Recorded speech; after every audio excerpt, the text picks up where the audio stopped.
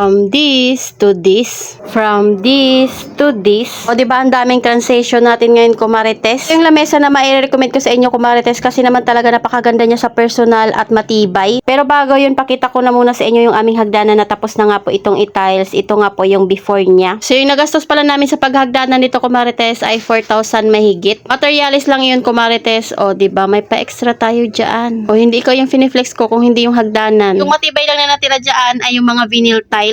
So ito na yung after. O diba, napakaganda niya na at makinis na nga. Tiles pa lang yung nailalagay dito, kumarites, maganda na nga siya. Ito naman nga po yung itsura ng tiles sa malapitan. Kaiba talaga yung design sa ibabaw, pati na nga rin yung sa pinaka-side. O diba, para lang siyang drawing at hindi mukhang tiles. So ganito yung mga gusto ko, yung hindi masyado plain pero hindi naman masyadong ma-design. Pero babaguhin ko pa yung pa-design dito sa ating hagdanan at maglalagay tayo dito ng pailaw. Pag sa taas, ito yung makikita mo. Hindi na kami mag-akyat baba dyan, kumarites, kasi kinabukasan na nga po ito. At dahil dalawa nga sila gumawa ng tiles, kaya isang araw lang din talaga tapos na kaagad. Di pagkatapos umakyat, bababa naman tayo. So yung pinaka-pader sa side at yung pag-green na halaman dito ay tatanggalin ko yan at pagagandahin nga po natin lalo itong ating hagdanan. So unti-unti lang, hindi pwedeng isang biglaan yung ating gastos. Dahil ilalagay ko ngayong lamesa dito sa aming tindahan, kaya maglinis nga muna tayo ng sahig. Yung puting lamesa na yan ay tatanggalin ko yan dyan. Papalitan ko nga po yan ng lamesa ng color brown. Sa mga nagtatanong ng link ng lamesa na to, wala akong ma-recommend sa inyo kasi hindi naman nga po sa amin yan, sa parents pa nga yan ni Jowa. Yung brown na ilalagay ko na lamesa ay may link iyon at 2 piraso na nga po yan sa isang order. Ang dami nang nagre-recommend sa lamesa na yon, kaya mag-check out na kayo habang available pa kasi yung isang klase is sold out na. So after kong magwali, syempre kailangan nating mapinyan para mas malinis talaga yung ating sahig. Pero syempre merong magulo dyan na pusa na talaga namang sinusundan yung ating map. Buti na nga lang talaga ito si Panda ay behave lang. Sabi ko sa kanya, punta muna siya sa kusina dahil magmamap nga ako sa pwesto niya. So syempre kailangan natin i-double map yan para mas malinis. O diba, talaga namang magulo yung dalawa kong alaga. Lalo na yung itim dyan, abay talaga namang pati yung electric fan binunot niya. Naakala mo nga itong pusang ito anino ko kung saan-saan na nga sumusunod. After kong malinis yung sahig, ayan, at ibinaba ko na nga po itong aming lamesa. Dahil napindot ko nga yung switch ng ating pin light, nag-iba pala ng kulay at hindi ko nga napansin. Yung pinaka-stand pala ng ating lamesa, kumarites, ay bakal na iyan. Kaya alam kong masasabi ko sa inyo na matibay nga ito. O diba, napakaganda niya nito, kumarites, at sakto lang talaga siya sa aking pinaglagyan. So after nyan, mag-refill tayo ng ating mga gatas, kape, kasi tingnan nyo naman, yung isa nga po ay wala ng lagayan dahil sold out na. Pitas na lang talaga ako doon sa nakasabit kanina nung may bumili. At dahil ilang araw na nga akong hindi nakapamili, mamaya nga yayayain ko si Jowa na kami nga ay mag-grocery. So ayan, kumuha na muna ako ng mga i-refill ko doon sa aking mga organizer. Then after kong kumuha dyan ng mga pang-refill, kukuhain ko naman nga po yung mga stock ko para nga isabit dito. So syempre sinisilip ko nga yung ano pa yung kailangan kong kuhain. Mula nung tinanggal ko nga yung drawer sa ibabaw ng tindahan ko, kumarites, dito ko na nga nilalagay yung iba naming stock. Excuse na lang talaga sa ilaw dyan, kumarites, kasi hindi ko nga napalitan yung ilaw ng pin light. Dahil tricolor nga ayon, may pagka-orange nga po yung napindot ko. So syempre hindi na talaga mawawala yung itim na pusa na yan dyan sa ating paligid habang ako nga ay may ginagawa. At dahil sa kakatakbo niya nga, kumarites, hindi ko nga pala talaga na malaya na nabago niya na nga yung ayos ng aking camera. Ko na nga na-realize na hindi na pala nakatutok sa akin yung camera. Napakalikot kasi nitong pusang to at talaga namang akyat baba siya. Buti na lang talaga at maganda na yung hagdanan natin. Kahit pumunta doon yung camera, abay maganda naman sa paningin, char. Dahil napagod na nga po ako sa pagtayo, kaya naumupo na muna ako dyan kasi napakahirap naman talaga magtanggal nitong mga sticker na nakalagay nga po na free sa ating mga paninda na binili. Minsan nga ay mapupunit mo pa yung mga free na iyan. Kaya ingat talaga sa pagtatanggal ng mga sticker na nakadikit dyan. Nakita ko nga na iba yung pwesto ng camera ko, nilapit ko na nga lang sa akin. Pinagtatanggal ko na nga muna yung mga kape dyan para naman nga po diretso refill na lang ako mamaya. Habang may ginagawa nga ako dyan, kumarites, paputol-putol din talaga kasi tingnan nyo naman itong pusang ito. Abay talaga namang pinagtitripan yung aking lagayan ng cellphone.